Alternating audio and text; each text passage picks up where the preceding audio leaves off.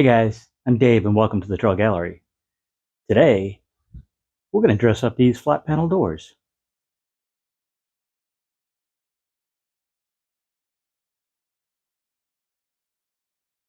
I'm working on a set of built-in cabinets and I was about to assemble the doors when my client reached out and asked if I could add some more detail to them. Luckily, I hadn't assembled the doors, so making these changes should be okay. But there is a catch. This is the look they asked for. Now I just have to figure out how to pull that off with the materials on hand. This wasn't a planned video, and I'd already started working on the doors. I've got the rails, stiles, and panels cut and ready to assemble. The stiles and rails are 2 inches wide, 3/4 of an inch thick, with a 1/4 inch wide, 3/8 inch deep groove to accept the panels. The tenons on the rails were cut to match the grooves. The catch for this build is the panels are 1/2 inch red oak plywood, and that doesn't lend itself to adding details like this. Lucky for me, these cabinets will be painted, so I think I can still use the panels I have. To start the design, I figured a series of V-grooves spaced about 3/4 of an inch apart would look nice. I made a mark on either side of one panel where the stiles ended. The distance between those 2 points was 14¼ inches. I divided that by 3/4 and that gave me 19 segments. Rather than measure 3/4 of an inch 19 times, I set my tape on the first stile mark and angled the tape until the 19-inch mark was on the line for the second stile. I made a tick mark at each inch along that line, and that gave me the equal spacing. I used a square to transfer those lines to one end,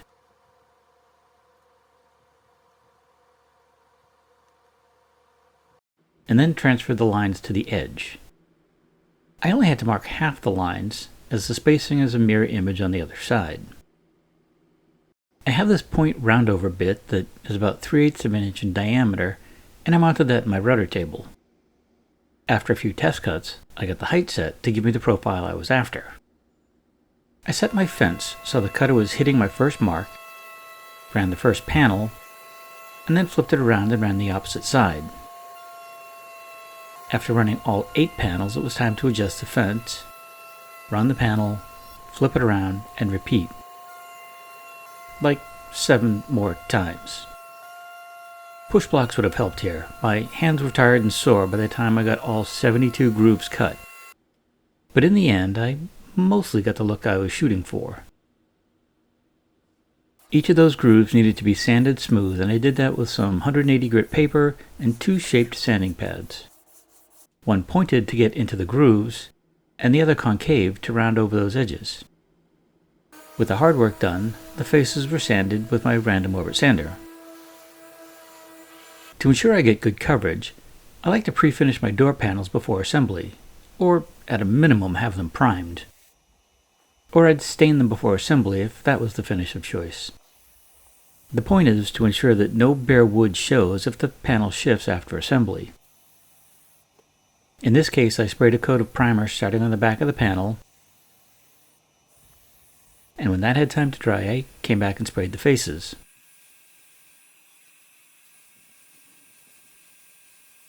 Despite sanding the grooves before priming, there were rough spots and multiple small voids in the grooves. I thought this might happen, but let's see if I can fix that. Okay, before you go crazy with the comments, I know this is a weird option, but bear with me. I used drywall compound to fill all those defects. It was slow, messy work, but I know that it dries quickly and sands easily.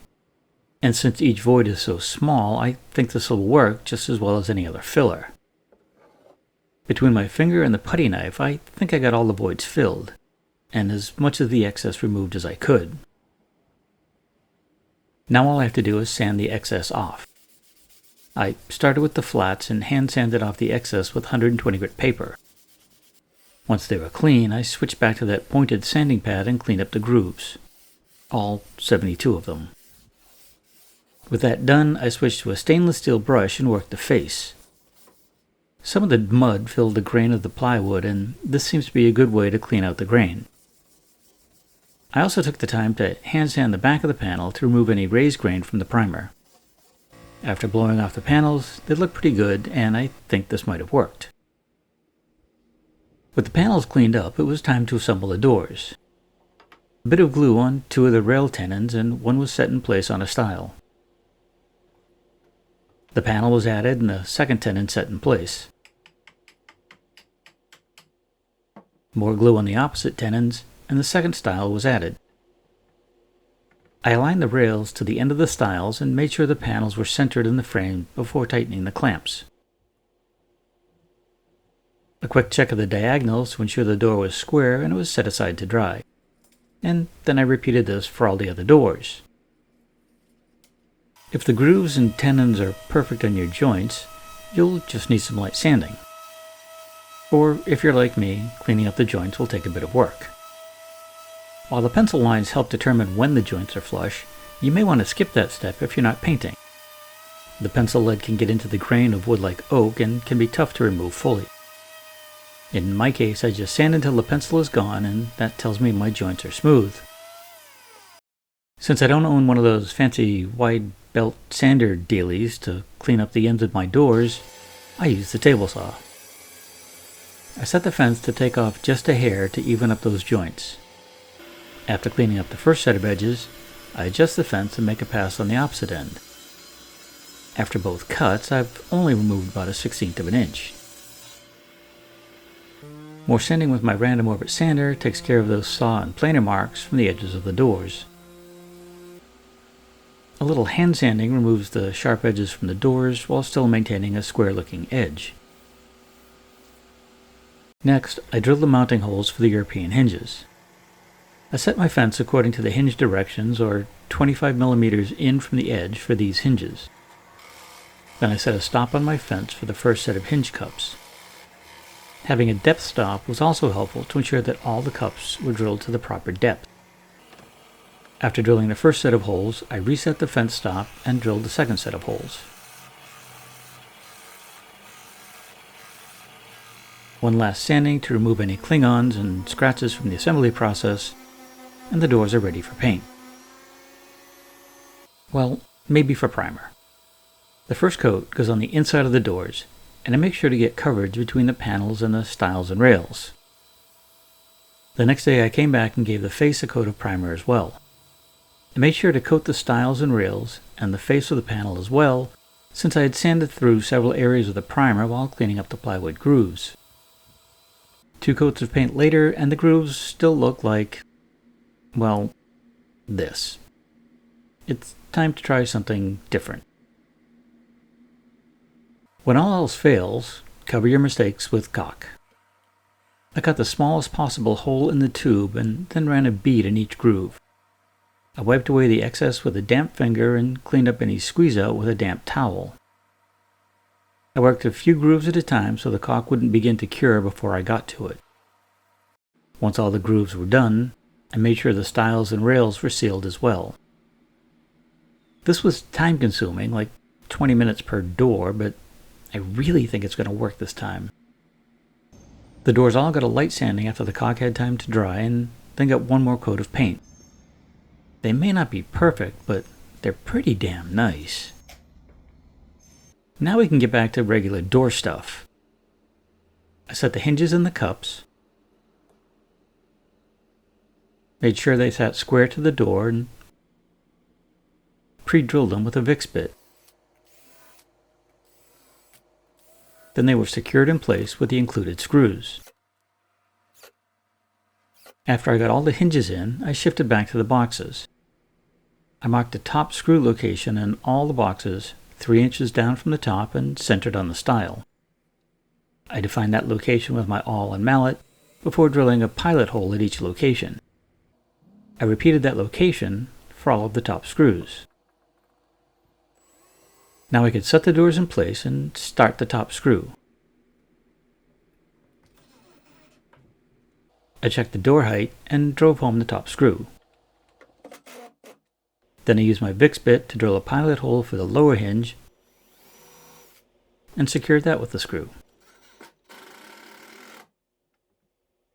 Once both doors were in place on a cabinet, I adjusted the alignment and moved on to the next box. I'll hold off on the final alignment until the boxes are installed and line all the doors up together. I think I can safely say that finishing these doors was the biggest pain in the butt I've dealt with in probably my entire 35 years as a cabinet maker. In the end, they came out great. And would I go through all those steps again? Not on a bet. And in case you hadn't noticed, the drywall mud, completely useless. So that was a couple of hours on a test that hopefully will save you from making the same mistake. Love to hear your thoughts on this video. I know there was something I could have done easier, smarter, and maybe safer. Drop them in the comments below. I'd love to hear. As usual, I'll add some links to the tools and equipment I used in this video and some of the stuff I use here in the shop on a daily basis. Some of them have affiliate links, and should you happen to need one of those things and get it through the link, it does help support this channel. If you enjoyed this video, maybe give us a thumbs up and share it with friends.